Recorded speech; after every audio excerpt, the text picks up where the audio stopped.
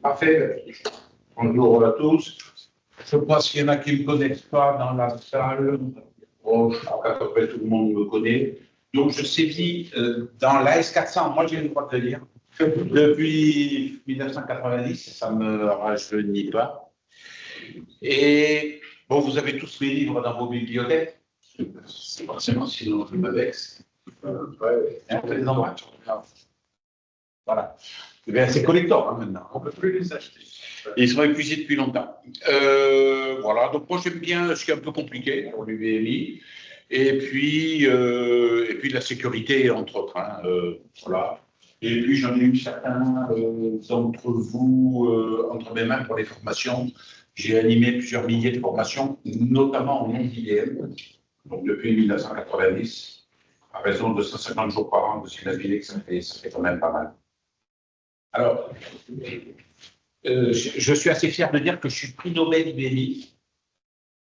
La prix Nobel, c'est la plus haute distinction qu'on peut avoir. Et la plus haute distinction qu'on peut avoir quand on fait du travail, c'est d'être reconnu par IBM comme IBM champion. J'ai bien fait. J'en suis. Ah, voilà. Et j'ai le droit de porter cette magnifique veste bleue. Je sais que ça vous rend jaloux. Mais si vous voulez la même, il faut être IBM champion. C'est la pas dans la salle. Pardon. Et bien la veste bleue, mais pas la même. Celle-là, elle est saillante. Elle est saillante alors que l'autre, bon, enfin, voilà, très bien. Donc, voilà pour ce que je suis très rapidement. J'ai créé il y a 2 ans maintenant la société iGetIt. Alors, c'est l'humour pour quelqu'un qui fait de la formation iGetIt, hein, c'est pas de la mégalomanie, mais j'ai trouvé que c'était sympa. Le I pour l'IBMI et puis le iGetIt pour dire je comprends quand on fait de la formation. Ça me paraissait avoir du sens. Et surtout de l'humour. French humour, comme ils disaient ce matin les Anglais, c'est ça non, French humor. Et iGetIt est spécialisé dans la sécurité. Je ne vous l'ai peut-être pas dit, mais vous le savez maintenant. Et on édite 2 logiciels, dont Struct, dont on va parler aujourd'hui, et puis Adit, qui permet d'avoir un SSO utilisable en production avec l'Active Directory. Il y a les fonctions de base, je les ai déjà présentées à l'université IBMI il y a pas mal de temps. Mais IBM nous a livré une solution qui est géniale, qui marche super bien. Donc le SSO avec l'Active Directory, c'est-à-dire plus de mots de passe des utilisateurs, on va dire des utilisateurs métiers dans l'IBMI. On enlève le mot de passe. Et le mot de passe est uniquement celui de l'Active Directory. Ça marche super bien. Sauf que la couche, on met tout ça en production après. C'est un peu difficile. Il y a 15 clics de souris par utilisateur. Donc, il y en a ici qui doivent avoir quelques milliers d'utilisateurs. Vous imaginez ce que ça fait au bout du coup. Donc, au début, je bricolais des choses pour fournir à mes clients, parce que j'ai dû en déployer plus de 300 SSO sur des partitions IBMI. Puis au bout d'un moment, on m'a dit, ben non, un logiciel bricolé, c'est pas bon, fais-nous un vrai logiciel. Et alors, on est très fiers parce que au sein d'iGetIt, on est reconnu comme des projets innovants de France 2030. C'est-à-dire qu'à côté de nous, dans les nominés, il y a une société qui envoie des satellites dans l'espace, il y a une société qui fait des batteries du futur pour les voitures, et puis il y a une boîte qui fait, je vais dire de la S400, hein, j'utilise le terme péjoratif, exprès au milieu. Et donc je suis très fier de ça. Et donc c'est ce qu'on a réussi à faire, c'est-à-dire qu'on a récupéré un peu de sous, passage, à la fois de la BPI et à la fois de France 2030.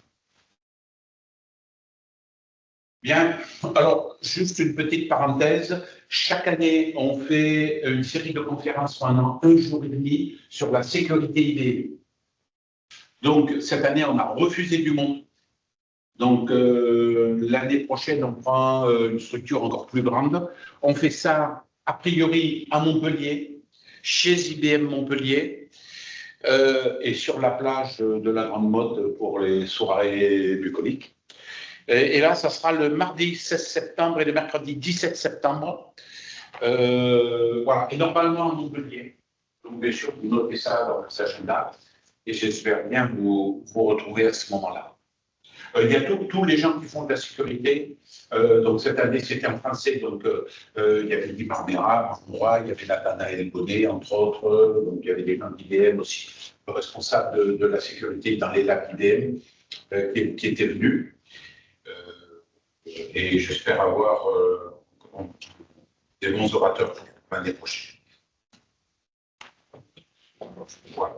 Alors, les enjeux de la sécurité sur IBMI.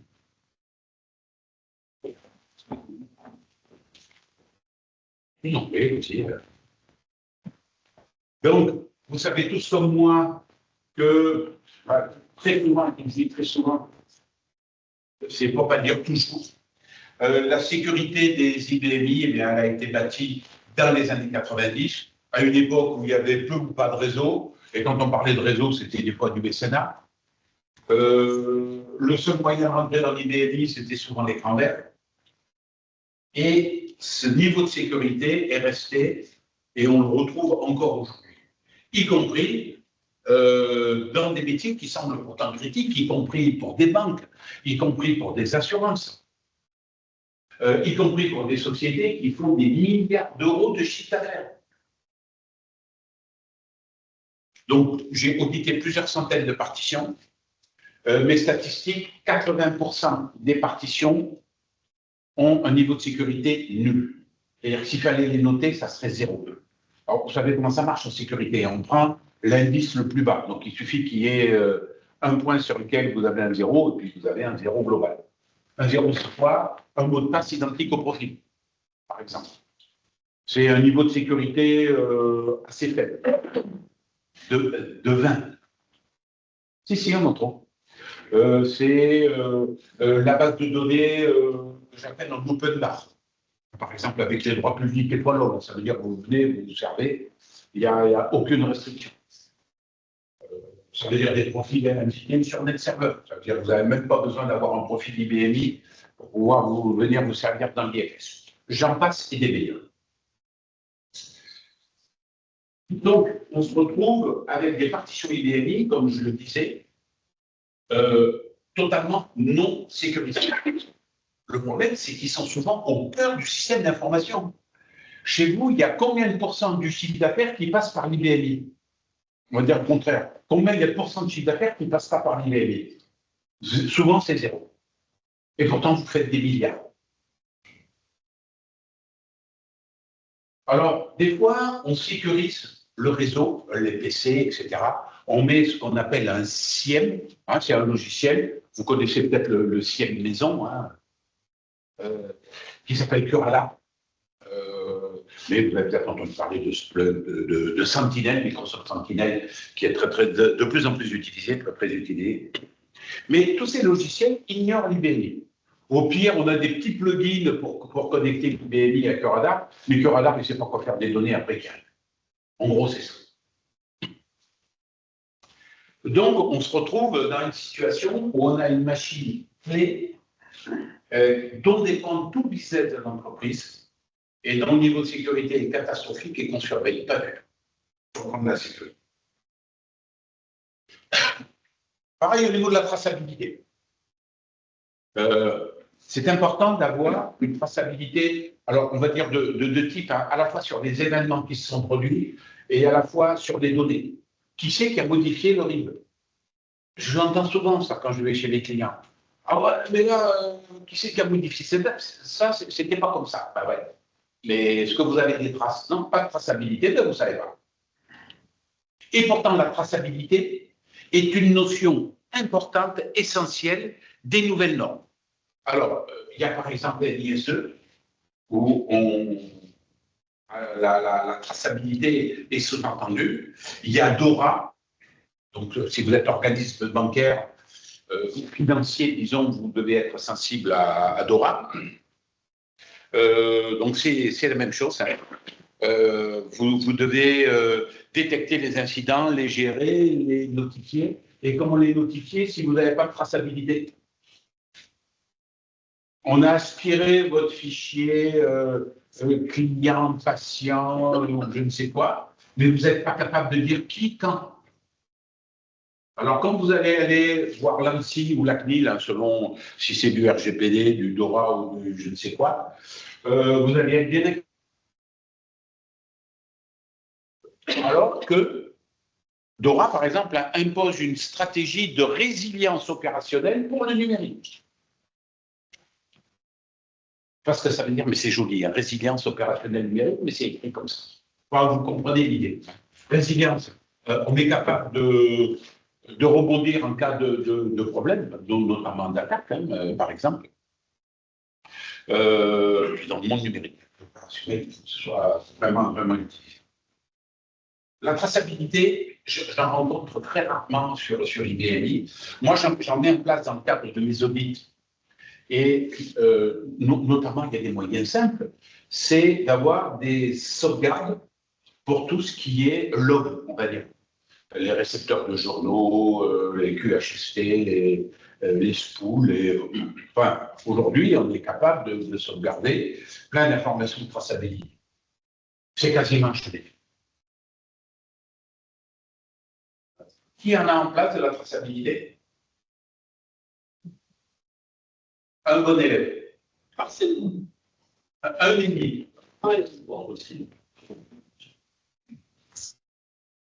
Autre chose aussi qui concerne la traçabilité, mais très, très rapidement, je suis stupéfait du manque de, je vais dire, de gestion, de maîtrise, c'est le bon terme, hein, du manque de maîtrise des accès externes à l'IBM. Ce qu'on peut appeler via des comptes de service.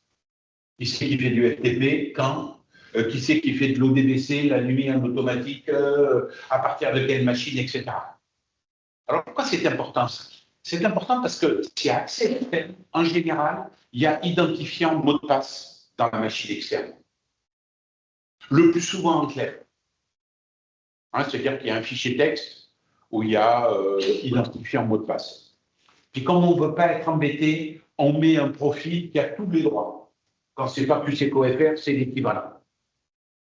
Et ça, c'est hyper important pour moi de le maîtriser. Parce que le jour où vous voulez changer le mot de passe de ce profil, parce qu'il est compromis, parce qu'il y a une personne qui est partie, parce que vous avez changé de stratégie, comment vous faites si vous ne connaissez pas tous les endroits où ce mot de passe, sous-entendu ce profil, est défini?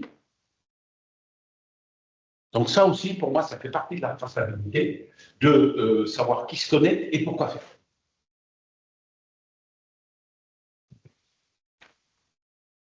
Alors, IBMI nous offre tout ce qu'il faut. C'est-à-dire qu'il est très bavard. Si on veut mettre en place de la traçabilité, il n'y a pas de souci. Le seul problème, c'est que ce n'est pas toujours simple à retrouver, c'est-à-dire qu'il y a un log, mais il est où? Est-ce que c'est un QP job log? C'est pas un QP job log? Il est tourné sur quel profil? Où est-ce que je vais retrouver le spool? Dans quel récepteur de journal je vais trouver d'infos, etc. C'est pas toujours très simple. C'est pas toujours simple à lire. Je parlais des récepteurs de journaux. Il y a le journal d'audit. Il y a des infos qui sont visibles et puis il y a des infos qui ne sont pas visibles. Alors, il faut les décortiquer. Et quand on regarde ça une fois de temps en temps, une fois par an, qu'on veut aller dans le détail pour retrouver la IP d'une machine qui a effectué une opération, ben, ce n'est pas simple parce que c'est dans un paquet encodé. On n'arrive pas à comprendre les informations. Et puis la traçabilité n'est pas toujours simple à configurer. Donc tout ça, ça fait que je retrouve de la traçabilité quand on a des QPD ou des Linux, vous savez, des logiciels qui font de la réplication, parce que ces logiciels s'appuient sur des récepteurs de journaux et sur l'audit système. Donc on a au moins de l'audit système qui est mis en place.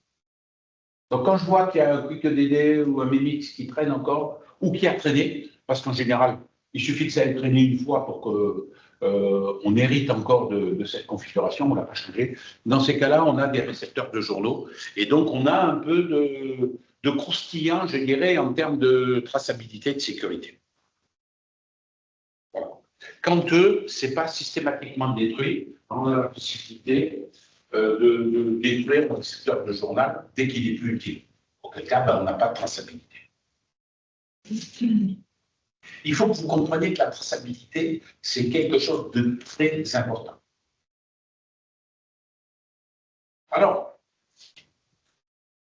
depuis 25 ans, 30 ans, que je fais des audits de sécurité, je rêvais d'avoir des fonctionnalités. IBM en a créé quelques-unes, mais pas assez.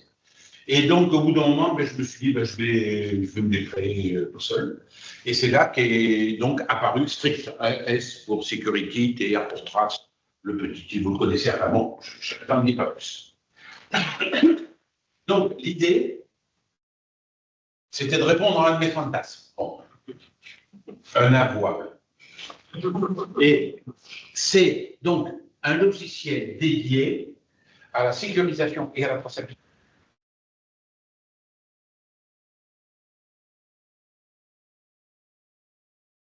Donc, qui sont en lien avec cette sécurité, cette traçabilité. Chaque événement est ensuite évalué grâce à ce qu'on appelle un système expert, et on va lui attribuer une valeur de risque comprise entre 0 et 99. On verra tout à l'heure un peu d'algo très rapidement, je ne vais pas tout vous dévoiler, mais l'idée, c'est que nous, dans l'IBMI, on sait ce que c'est que cet événement. Et donc, on est, nous, capables de dire c'est dangereux ou c'est pas dangereux. C'est pas au logiciel éventuellement qui est au bout, si on envoie tout dans un SIEM ou un SOC, c'est pas à eux de le faire parce qu'ils ne savent pas ce que c'est que l'IBMI. Vous avez une société qui gère votre sécurité, ce qu'on appelle un SOC de manière générale. Vous envoyez des événements d'IBMI, il ne sait pas ce que c'est. Il cherche l'identifiant du job, qui est souvent un nombre comme ça, mais nous, non. C'est 3 infos, le job. Donc, rien que là, déjà, ils sont perdus. J'exagère à peine.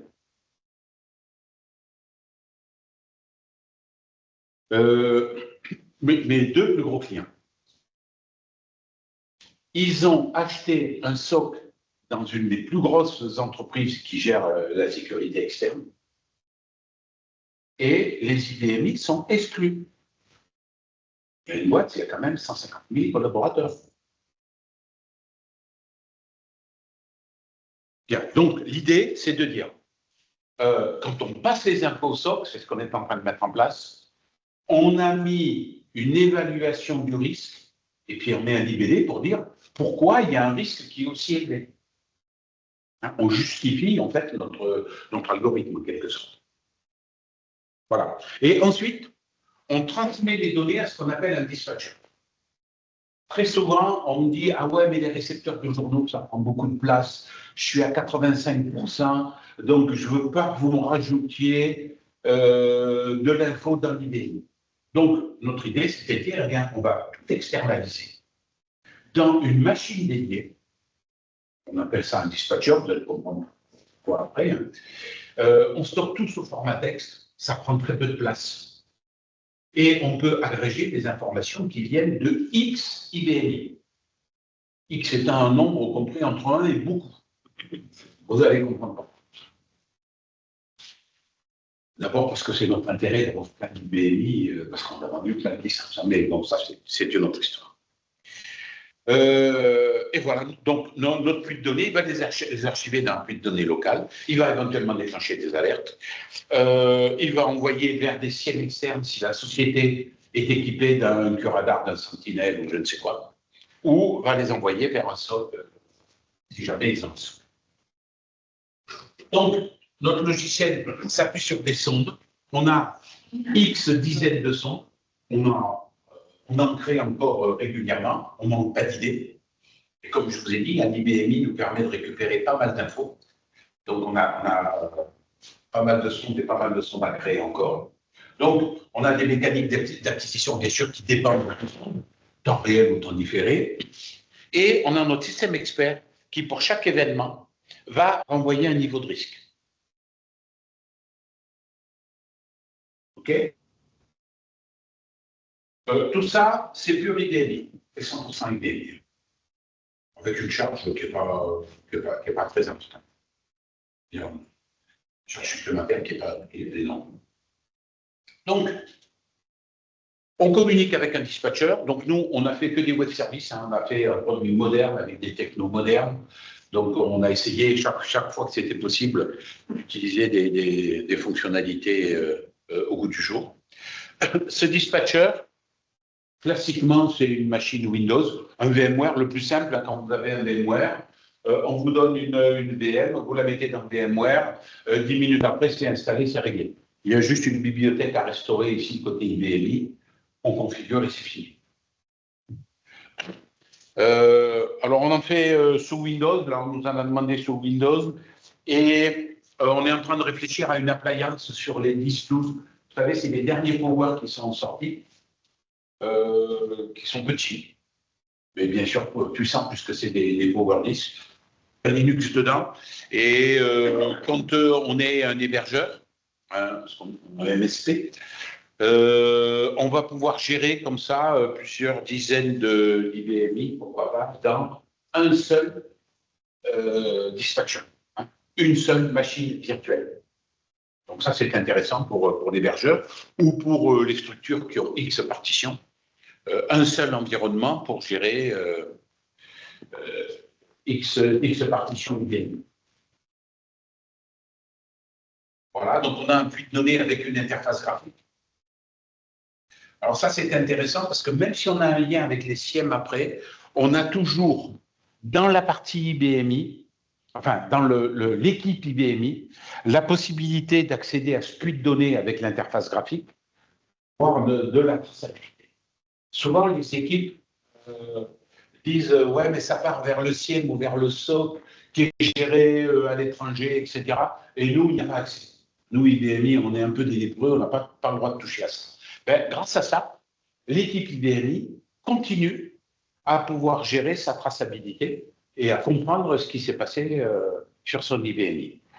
Même si, alors, on a envoyé des alertes ou on a envoyé les infos vers un SIEM ou vers un SOC. Okay, ce puits de données et cette interface graphique existent toujours.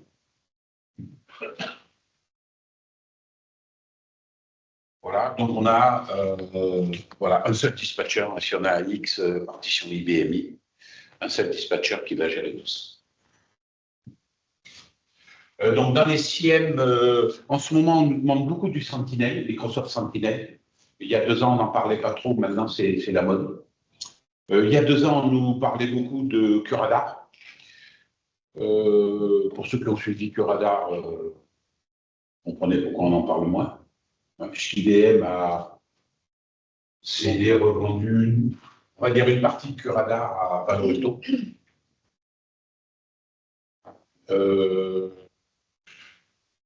Et d'autres SIEM du marché. On a la maîtrise complète hein, du process. Quand on nous présente un nouveau SIEM, on nous a parlé par exemple de Logarithm, si vous connaissez. Ben, nous, on a juste dans le livre dispatcher à réécrire par la méthode. Protocole syslog, protocole web service. On met les informations dans l'ordre et puis on peut communiquer assez simplement. Donc, on a des sondes classiques aujourd'hui.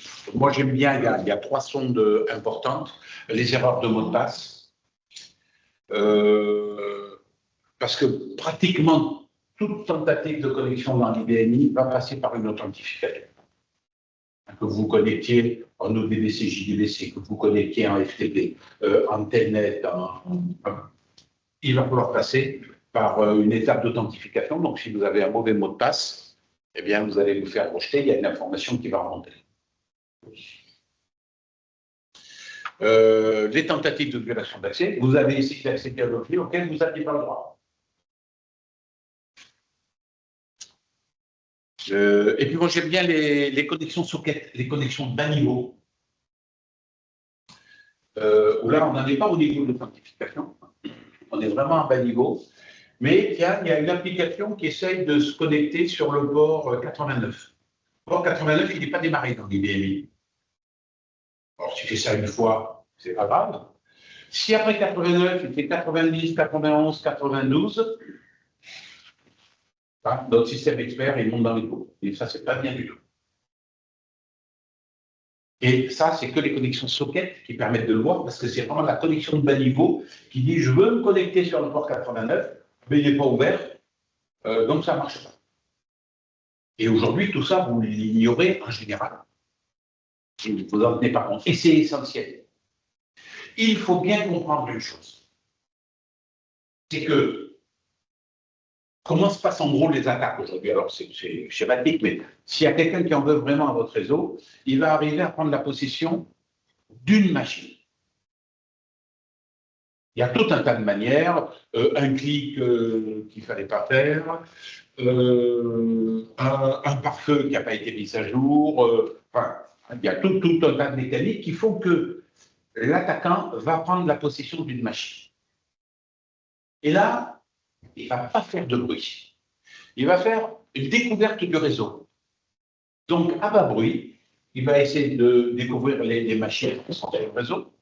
Et quand il a les adresses IP, il va essayer de se connecter sur le port 80, sur le port 89, pour voir quelles sont les applications qui sont derrière.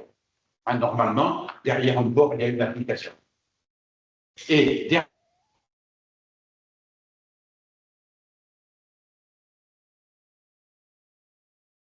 ça fonctionne. Donc, il va y avoir des tentatives de connexion à bas bruit. Alors, ils vont faire un telnet, ils vont faire du SSH, beaucoup de SSH. Et si vous voyez que la même adresse IP, elle a fait du SSH, elle a essayé de se connecter en route, on verra tout à l'heure ce que ça veut dire. Elle a essayé de faire du telnet, elle a fait un scan de port, hein, parce qu'à partir du moment où on essaie d'accéder à plusieurs ports, c'est ce qu'on appelle du scan de port. Là, il faut faire attention. Hein, si on a tout ça qui est condensé. Bien. Voilà, donc ça, c'est celles que j'aime bien. Et puis, j'aime bien les tentatives d'IDS. Il y a un IDS en IBMI. Il y en a qui l'ont mis en place.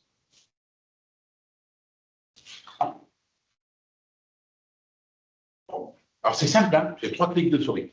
Le seul problème, c'est qu'on est farci de faux positifs, en général. Il suffit qu'il y ait un serveur Windows qui vienne de temps en temps pour accéder à un dossier. Ben, l'IBMI va remonter un faux positif en disant lui, il y a des tentatives de connexion trop rapprochées, par exemple. Donc, au bout du compte, on se retrouve avec des milliers de faux positifs. Et quand on a un vrai positif, ben, on n'est pas capable de l'identifier. Et une des fonctions de notre produit, ben, c'est d'enlever les faux positifs. On verra tout à l'heure, si on a 2 secondes, je vous montrerai, c'est très simple dans notre logiciel pour enlever un faux positif. Enfin, une série de faux positifs. Parce qu'en général, c'est toujours la même machine, elle utilise toujours le même port de destination et c'est donc toujours le même type d'attaque qui est déterminé par l'IBMI. Donc il suffit de dire, chaque fois que ça se produit, ben, j'en tiens pas. Moi j'aime bien celle-là aussi de sonde, là, Legacy, qu'on appelle Legacy. C'est passer toutes les modifications sur une zone de la base de données, même si l'applicatif ne l'a pas prévu. Parce que, alors on peut dire, bon, la zone de l'IBAN ou du RIB, on peut la modifier au travers de l'applicatif et l'applicatif trace. Oui, mais si je fais un SQL directement, comme en général, les bases de données sont, comme je disais tout à l'heure, en open bar, on peut faire un SQL qui va directement modifier un IBAN ou un RIB. Et bien là, on va le tracer. Avec cette sonde, on va tracer toutes les modifications, même si c'est avec du DFU. De l'UPDDTA, vous devez connaître cette fameuse commande, ben, là, on va tracer. Pour ça aussi, c'est assez intéressant. L'audit, je en parlais tout à l'heure, hein, je ne sais plus parce que je répète des choses depuis ce matin. Donc, tous les mois, on va faire tourner la sonde d'audit qui va dire, ben, tiens, il y a 3 profils qui sont à l'origine qui n'étaient pas avant. Il y a 2 profils qui ont un mot de passe identique au profil. Il y a des valeurs système qui ne répondent pas aux bonnes pratiques. Alors, s'il y a des hébergeurs dans la salle, c'est intéressant parce qu'ils peuvent lancer ça sur les machines de leurs clients et puis dire à leurs clients, c'est pas bien ça. Puis le mois prochain, on fera la même chose parce qu'ils ont été aidés.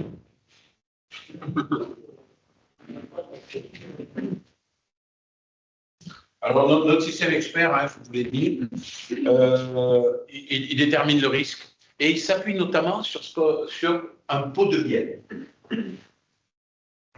L'idée, vous mettez dans la forêt un pot de miel et comme ça, il y a un gros ours qui va venir mettre ses pattes dedans. Ça revient à ça. J'ai mis une partition IBMI sur Internet avec 0 pare-feu. Elle prend tout dans la tête. Alors au début, je disais, on a 30 000 attaques par jour. Puis un jour, 50 000. Puis là, on est arrivé à 100 000. Alors, ça veut dire déjà que l'IBMI tient le coup. Ça veut dire que notre logiciel tient le coup, parce qu'il est capable d'encaisser 100 000 événements et il est capable de les gérer sans aucun problème. Bon, c'est ouvert, hein, s'il y en a qui veulent maintenant passer à 200 000, 300 000. Donc, ce qui est intéressant, c'est que ça nous fait une énorme base de connaissances. Que toutes ces attaques, nous, on s'en nourrit. Et on apprend plein de choses. Et ces plein de choses, on les met dans notre système expert, dans le moteur de notre système expert. Alors, très rapidement, la configuration chez nous se fait tout en graphique. Donc,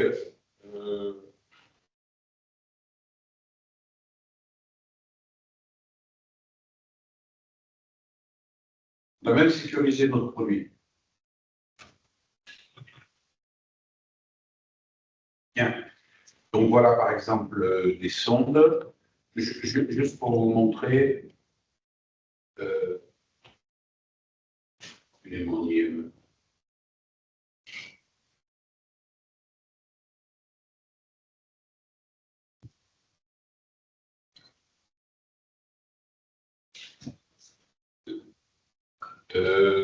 Voilà, excusez-moi. Je vous ai dit, alors la sonde IM pour nous c'est l'IDS, c'est la tentative d'intrusion, intrusion monitoring. Je vous ai dit, il y a plein de faux positifs. Comment je fais pour les enlever, ces faux positifs? Bien, je vais ici. Je fais une version anglaise parce que ce matin, j'ai fait des démos en anglais, vous m'excusez. Là, je lui dis, ben, tiens, montre-moi depuis ce matin, on va dire, hein, depuis ce matin, tous les événements qu'il y a eu. Et je vais dire, ah, ben celui-là, c'est un faux positif. Autrement dit, c'est quelque chose que l'IDS a détecté comme étant une attaque, alors que c'est tout à fait normal. Donc, je vais le désactiver. Je vais dire tout ce qui provient de l'adresse 226.2, avec un port ou pas de port, et tout ce qui est scan, ou tous les événements, peu importe. Hein. Là, c'était reconnu comme un scan de port. Hein. Donc, ce matin, lui, il nous a pas mal embêtés. Non, ça c'était le 2, non. Il y a eu ce matin qu'une seule attaque. Lui, il en a fait 3. Lui, il en a fait 3. Hein. Alors attention, ça c'est c'est ce qu'a reconnu l'IDS. Derrière, il peut y avoir 10, 20, 50 événements. Hein, c'est-à-dire que le scan de port, c'est pas un port. Le scan de port, c'est, il a fait le 80, le 89, puis au bout d'un moment, l'IDS a dit, bon, ça suffit. Ça, c'est un scan de port, une tentative d'intrusion. Donc, ben là, je dis tout ce qui provient, non, ça marche pas. Tout ce qui provient de cette machine, de cette adresse, à destination de cette adresse, eh bien, je ne tiens pas compte. Et comme ça, on ne va pas être noyé dans notre pull log, on ne va pas être noyé à ces événements. Je vais l'enlever parce que c'est quand même mon pull donné, il y a attaqué tous les jours. Donc, toute la config est faite comme ça. Ne cherchez pas un écran vert, il n'y en a pas. C'est ce que je sais qu'il y a des fanats d'écran vert. Donc, c'est pour vous montrer la configuration. Je passe rapidement dessus. Je pense que vous n'avez pas besoin de voir tous les écrans, mais vous avez compris la philosophie.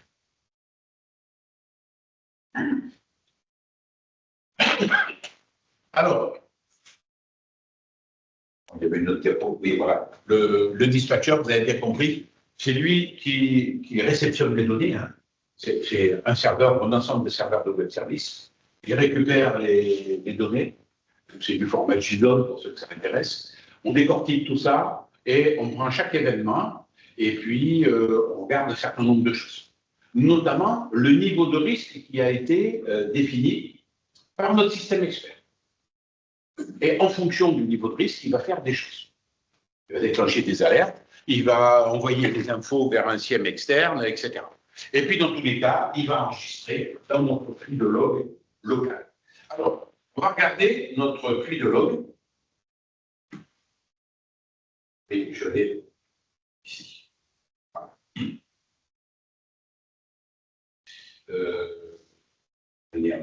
À la page d'accueil. On a réinitialisé les compteurs au mois de mai. Je vous ai dit que ça faisait 2 ans et demi que notre flux de données était sur Internet. On l'a réinitialisé au mois de mai parce qu'on traînait 10 millions d'enregistrements. Et depuis le mois de mai, on est à 10 millions, par exemple, 650 000, juste violation de mot de passe. Vous voyez qu'il en prend quand même plein la tête. Alors, il y a eu une période calme, là. On a changé d'adresse IP. En fait, on a changé de provider. Et donc, on a eu une autre adresse IP, publique, hein, officielle. Et vous voyez qu'ils ont mis une paire de semaines à s'en remettre. Hein. Puis après, assez vite, ils ont commencé à nous réattaquer et à comprendre qu'il y avait une adresse avec laquelle ils pouvaient jouer. Là, par exemple, on a eu 27 000 tentatives. Alors là, je suis en violation de mot de passe le 1er novembre. Je vais faire arriver, il y en a qui se sont occupés.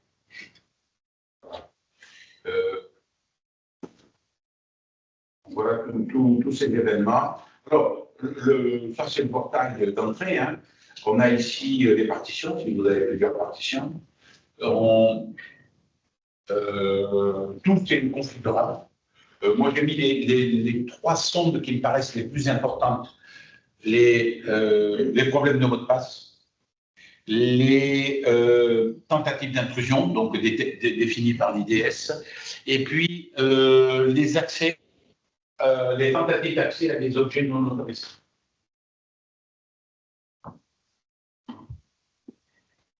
Alors après,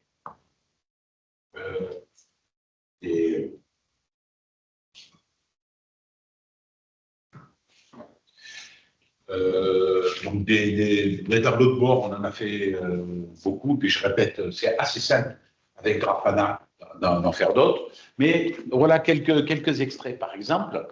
Dans tout ce qui est problème de violation de mot de passe, donc sur les 2 600 000 qu'on avait vu tout à l'heure, il y en avait 1 622 000 avec route. C'est-à-dire le profil route a été utilisé pour essayer de rentrer dans l'IBM. Ça veut dire plusieurs choses. D'abord, si vous avez des profils qui sont là, il faut les enlever. Il faut les remplacer par autre chose. Il ne faut pas un profil admin dans l'IBMI. C'est s'ouvrir à beaucoup d'attaques. Pas de profil route dans l'IBMI. J'en trouve pas de profil user. Là, il commence à y en avoir. Guest. Il n'y a pas longtemps, j'ai vu un partage de fichiers Windows. Vous savez qu'il y a un compte invité. Le compte invité, c'était Guest. J'ose pas vous dire le mot de passe. Si je vous dis en 5 lettres. Ouais, guest. Donc, alors c'est intéressant aussi, on a en dessous. Ouais, alors là, tiens, c'est pour FTP. Les comptes utilisés en FTP. En FTP, on peut récupérer le mot de passe. Alors, je le fais parce que c'est sur Internet, je le fais pas. On le désactive comme c'est la machine à client. va récupérer son mot de passe. Mais sur Internet, c'est intéressant, parce que ça nous apporte de l'info. Hein. Mais quand on a un mot de passe qui est Anonymous, s'il y a un problème de violation de mot de passe, si le profil c'est root, si le mot de passe c'est Anonymous, vous voyez, là on est à 99, c'est-à-dire au maximum de la valeur possible pour notre niveau de risque. Voilà. Donc ça vous explique, vous voyez, pourquoi je me bats, pourquoi je vous embête, enfin, ceux qui viennent à les conférences, à chaque fois je vous embête avec les mots de passe identiques au profil. Ben, si on regarde les dernières connexions FTP, hein, il y avait Anonymous avec Anonymous, avec Anonymous arrobase. Bon, vous voyez?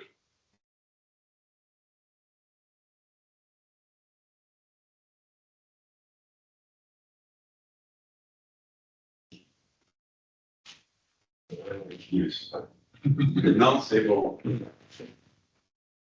Profil A. Mot de passe B. Non, ça c'est compliqué. Mot de passe A. Je ne sais pas, moi, mais à la limite, moi, je ne trouverai pas celui-là. Je ne ferai pas, je perdrai pas mon temps à essayer ça. Profil A, mot de passe A. À un moment, il y en a une paire qui file, là, qui sont en train de glisser sur la chaise. Non? Non, vous allez dire que moi, je tombe que sur des clients tordus, et que vous êtes un client bien organisé. Bon. Avec le mot de passe écrit. Pardon? Vous êtes déjà tombé sur des post-it avec le mot de passe écrit. Ah oui, je suis d'accord. Au mieux, c'est sous le clavier. Non, il faut l'écran. En fait, ça, c'est quand il y avait des écrans beiges. Avant, les écrans, ils étaient beiges. Et au crayon noir, on pouvait écrire le mot de passe. Je vous ai dit, hein, ça fait 25 ans que j'en fais des conneries. Alors, j'en ai vu à peu près de toutes les couleurs. Voilà. J'en ai plein de toutes sortes.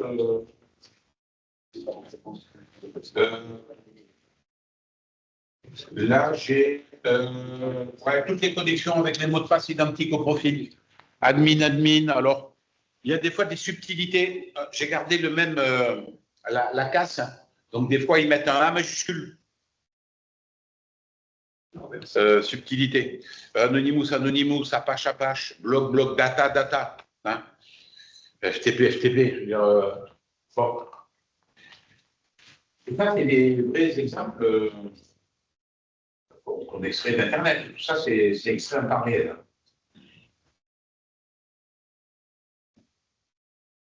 Donc, ça vous donne un peu une idée de comment peut procéder notre système expert, notamment il se nourrit de tout ça.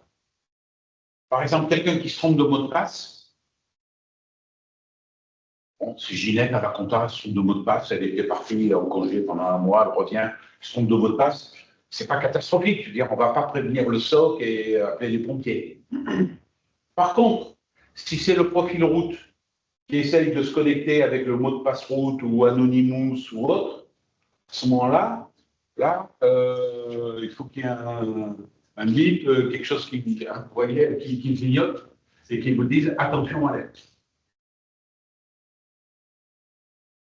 Et on l'a trouvé chez des gros clients, hein,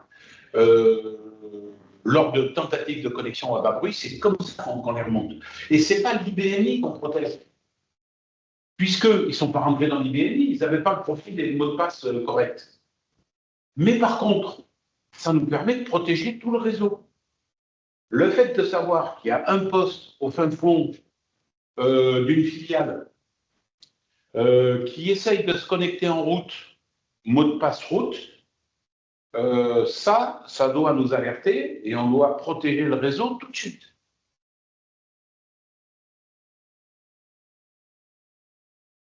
Le dernier client chez qui ça s'est passé, ils ont arrêté le réseau 4 semaines. Mais c'était bien, c'était avant qu'il y ait eu des pertes, des destructions, des exfiltrations importantes de données. Donc, c'est vraiment à ce moment-là qu'il faut prendre. C'est au moment où ils font des tentatives de connexion en bas bruit. Parce qu'ils n'ont pas encore fait trop de dégâts.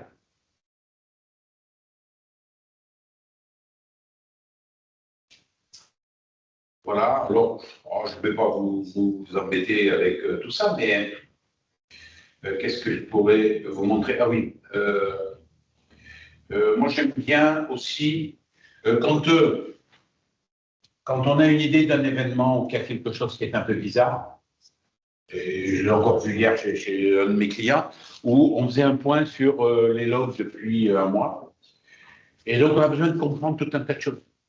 Des fois, le client il est bon comme ça, il dit mais non, c'est pas possible, ça ne va pas, qu'est-ce qui se passe? À ce moment-là, on se connecte dans les SQL. Alors, des fois, c'est tout à fait normal, hein, mais on sait que si on veut aller fouiller dans les données. Et là, on a une interface SQL qui est assez simple. Hein, select, voilà. Je vais mettre PW pour les mots de passe. Voilà, QLGRN PW. Et je vais mettre limite 50 parce que j'en ai 2,5 millions, je crois, en année. Et donc, je peux faire de la jointure entre différentes partitions, différentes tables, du style telle adresse IP. Est-ce qu'elle a embêté que la partition vers les 01 ou prod 01 ou est-ce qu'elle a embêté d'autres partitions? Et donc, avec le SQL, hein, toutes les informations qu'il faut. Je voudrais remonter. Bon, je n'arrive pas à bousculer. Ce que je voudrais, voilà. Vous voyez, il y a des risques 99 très élevés. Profil, vous voyez, dans l'explication, hein. On dit que c'est gravissime, 99. Profil utilisateur route, alors il est inexistant sur la machine cible, et puis il a un risque très élevé.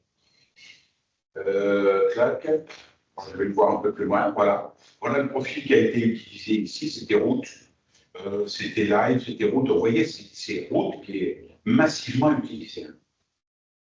Bon, j'ai tout un tas d'infos, j'ai bien sûr le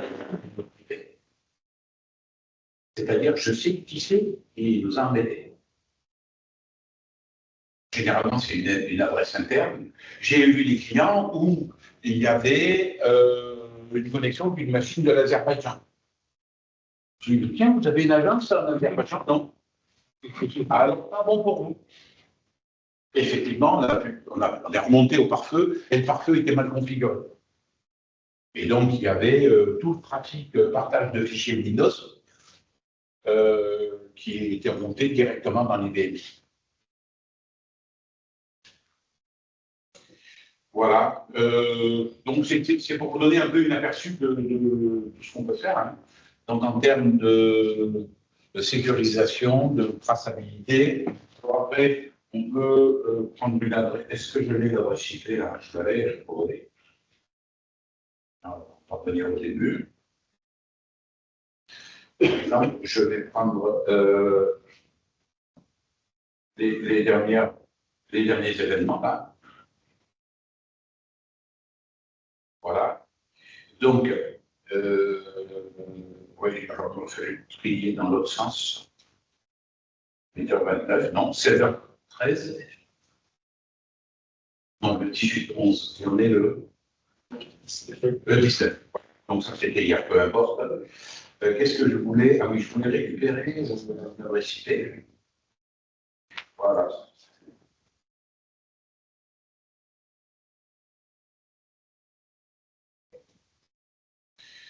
Et donc, normalement,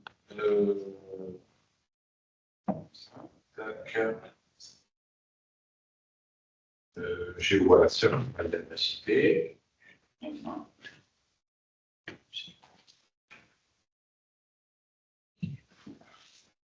Alors là, je cherche toutes les sondes. Donc, il y a peut-être 10 millions d'enregistrements. Voilà. Alors, cette adresse IP nous a embêtés pour deux choses. D'abord, pour des mots de passe. Alors, on va voir quel est le protocole qui a été utilisé, enfin, quel est le protocole protocole. Est-ce que c'est du SSH? Est-ce que c'est du Telnet? Est-ce que c'est du FTP ou autre? Pas du FTP, parce qu'on l'aurait aussi en FTP. Et puis là, on a du SK, c'est des sockets, c'est vraiment les connexions de bas niveau. Il a peut-être essayé de faire du scan de port. Alors, on peut regarder tiens, les SK. Donc, vous voyez, à partir d'une adresse IP, à partir du moment où elle est suspecte, on va regarder tout ce qu'il a fait. Je vous parlais de l'Azerbaïdjan, j'en étais pour Shanghai. Alors, ça ne veut pas dire que c'est un Chinois, Shanghai, hein, c'est bien la Chine, oui. Ça ne veut pas dire que c'est un Chinois. Ça veut dire peut-être qu'il y a une machine chinoise qui a été piratée et qui sert de relais pour essayer de nous attaquer.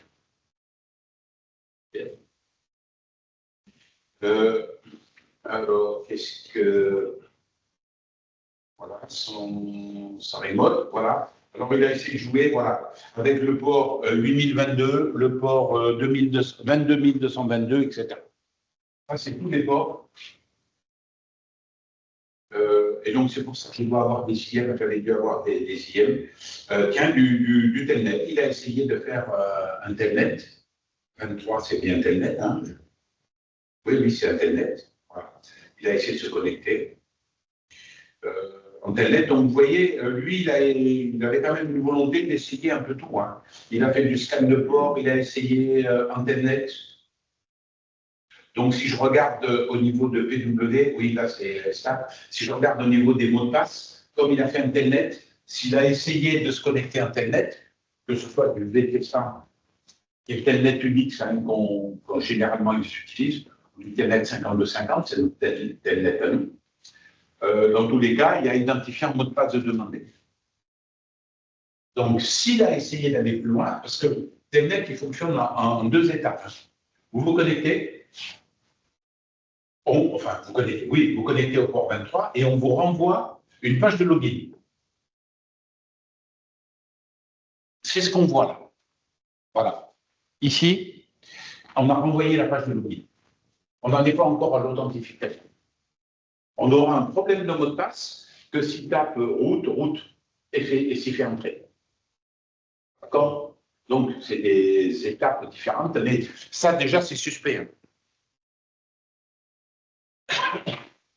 Donc, vous voyez qu'on a pas mal d'infos. Donc, nous, on ramène, bien sûr, dans notre flux de données, tout ce qui est à notre disposition. Et selon la sonde, on va avoir, par exemple, si c'est la sonde ODBC, JDBC, on aura le SQL qui est exécuté. Alors, on a toute une mécanique aussi, parce que vous allez me dire, mais moi, j'ai 5000 utilisateurs, ils font chacun 3 requêtes par jour, je ne vais pas m'en sortir. Alors, ce qu'on va faire, c'est qu'on a la possibilité d'utiliser ce qu'on appelle des inclusions et des exclusions. Vous allez dire tout ce qui concerne le fichier de la paye, admettons, il s'appelle paye. Toutes les requêtes qui contiennent paye, je les garde. Toutes les autres,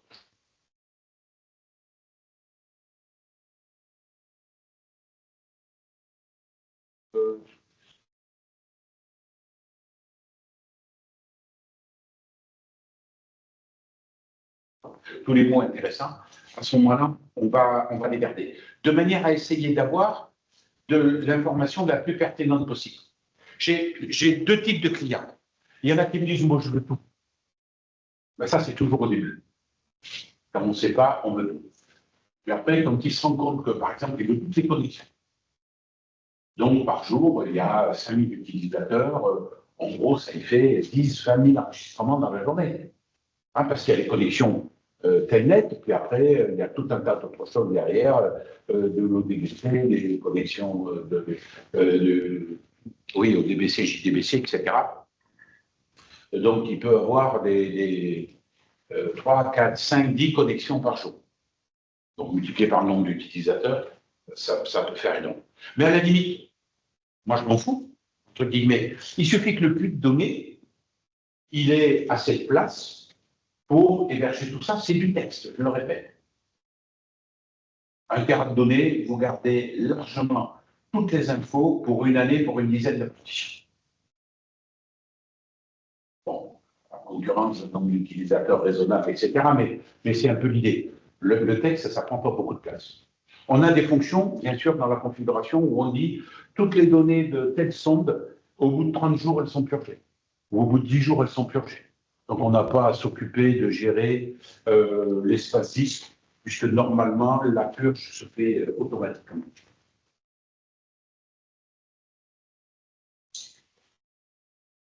Je vous ai à peu près tout dit. Est-ce que vous avez des questions? Il vous reste 4 minutes. C'est rare que je vous laisse 4 minutes pour poser des questions. J'aurais une question, c'est sur la partie traçabilité, parce que si j'ai bien compris, on va journaliser les fichiers sur les S400. Donc on va occuper de l'espace disque. Journaliser, mais pas que. Enfin, admettons. Ça va occuper l'espace disque. Oui. Est-ce que votre produit va supprimer, puisque nous, si on le prenait, c'est vraiment pour ça. Est-ce qu'il va s'occuper de supprimer les journaux ou ça... Non, mais ça, à la limite, c'est pas si compliqué. C'est-à-dire qu'on peut facilement faire un petit programme qui va purger tous les journaux, tous les récepteurs système, c'est les récepteurs hein, qu'on va purger. Hein. Alors, selon, c'est de la base de données ou du journal donné. Bon. Donc, bon, il y a différentes mécaniques, mais ça c'est pas le plus embêtant. Et en général, si on purge tous les soirs, c'est volumétrie faible. Hein. Après, oui. Si j'ai bien compris, vous avez de l'intelligence embarquée issue de ce que vous avez constaté sur Internet, des attaques que vous subissez, c'est ça? Entre autres. Hein, mais... Je vous ai dit, ça fait 25 ans que je fais des audits de sécurité, donc j'ai déjà un peu des idées. Juste ma question, c'est par rapport à ça, vous avez une roadmap de mise à jour, un peu comme l'antivirus, ou c'est intégré oui, ben, on a. Voilà. Alors, quand vous sortez des releases par rapport à ça? Alors, il y a plusieurs mécaniques, c'est-à-dire, il y a des données. Par exemple, la liste des utilisateurs qui sont couramment utilisés pour attaquer. D'accord? Ça, c'est des listes qu'on peut remonter facilement. D'accord? Indépendamment des versions. C'est des listes d'utilisateurs. Aujourd'hui, ils utilisent 100 profils, par exemple, majorité. Demain, il y en a 150. Il suffit de rajouter dans le fichier 50 utilisateurs supplémentaires. Donc ça peut se faire assez simplement. Après, il y a le problème de l'algorithme. C'est-à-dire qu'on a besoin de mettre de l'intelligence pour comprendre. On est en train de travailler sur la corrélation interpartition. C'est pas la même chose. Si Toto a essayé de se connecter sur la partition 10, ou si Toto essaie de se connecter sur la 10, sur la 11, sur la 12, sur la 13. D'accord? Donc la notion de corrélation est intéressante. C'est d'essayer de voir cross IBMI si on n'a pas des corrélations intéressantes à tirer. Notre système expert au cloud. Notre système expert? Oui, non, on est en on-premise. D'accord? Alors, il peut être déporté, si vous voulez, dans le cloud, mais en général, nos clients nous disent moi, la sécurité de ma machine, elle reste là. Je ne veux pas qu'elle sorte. Il y a toute la traçabilité dedans. C'est quand même embêtant. Il y a, par exemple, dans l'audit, quelque chose qui dit vous avez 3 profils qui ont un mot de passe identique au profil. Oui, mais comment vous faites les mises à jour de votre système expert, en fait? C'est avec les nouvelles versions. D'accord. Vous avez une nouvelle release, une nouvelle version, et vous embarquez automatiquement le système expert. On a aussi tout un tas de fichiers de configuration où vous pouvez modifier les valeurs qu'on va remonter. Par exemple, il y a des clients pour qui un événement, c'est gravissime s'il se produit. Donc là, on va lui mettre une valeur 80. Il y en a d'autres qui sont. On va mettre en dessous de 80. 80, c'est la limite qui fait déclencher des alertes et remonter dans le ciel. Pardon, le tarif. Pardon, le tarif. La tarification. La tarification. Toujours. La méthode. Alors, la tarification, c'est une licence par partition IBMI, ça vous allez me la poser. Il n'y a pas les montants. Hein. Une licence par partition IBMI, les partitions de backup sont intégrées à la partition principale. Donc, la backup, il n'y a pas de licence à acquérir, autrement dit, tout du moins, elle n'est pas facturée. On a un mode licence perpétuelle ou un mode de souscription. Selon le contexte, par exemple, les hébergeurs ont intérêt d'avoir un mode souscription. Par exemple, alors ils ont des cas particuliers, voilà, et ça dépend du type d'IBMI. Alors, après vous allez me reprocher de ne pas vous montrer les vrais tarifs. Selon le...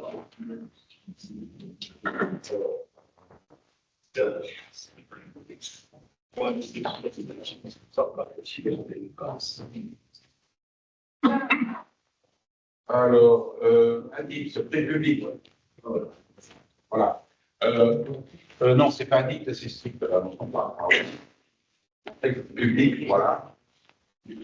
Version de base, alors il y a des sondes qui sont facturées de manière supplémentaire. Si par exemple vous voulez vous connecter à Curadar ou à Sentinel, il y a une sonde supplémentaire à acquérir.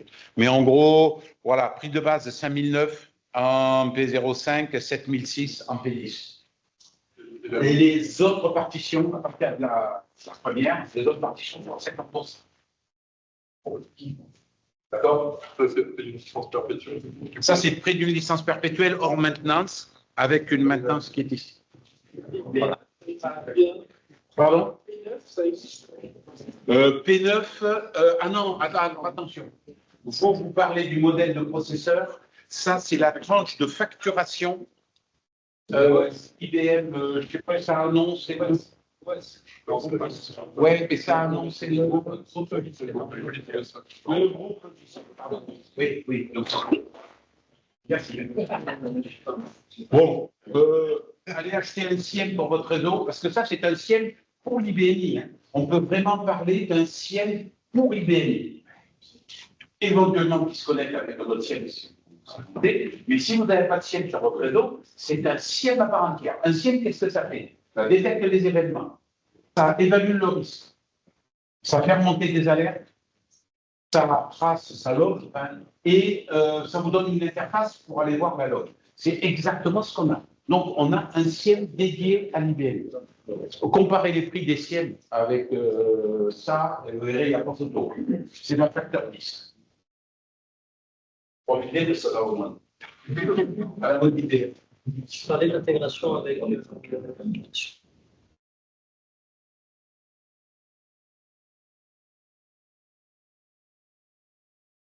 Donc, c'est un logiciel qui a été développé par Guy Barbora, que vous connaissez probablement, qui doit intervenir là, je ne sais pas quand, qui avait développé ça quand il était chez Sidasoft et qui maintenant a été repris par Precisely.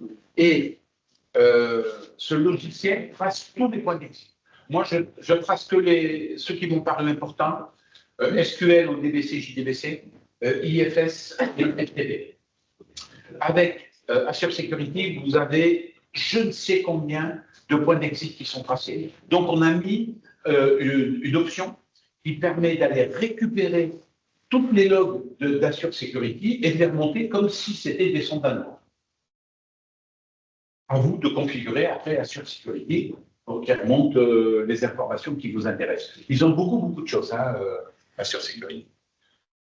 Vous les avez déjà, non? Certainement. Quand vous mettez cible Sentinel ou Curadar, c'est pour l'interface avec. Ouais, voilà, c'est ce qu'on appelle la cible, nous, c'est-à-dire que on va, les sondes, ça fait la définition des infos, la cible va recevoir les données pour les traiter. Et la sonde d'audit, c'est quoi?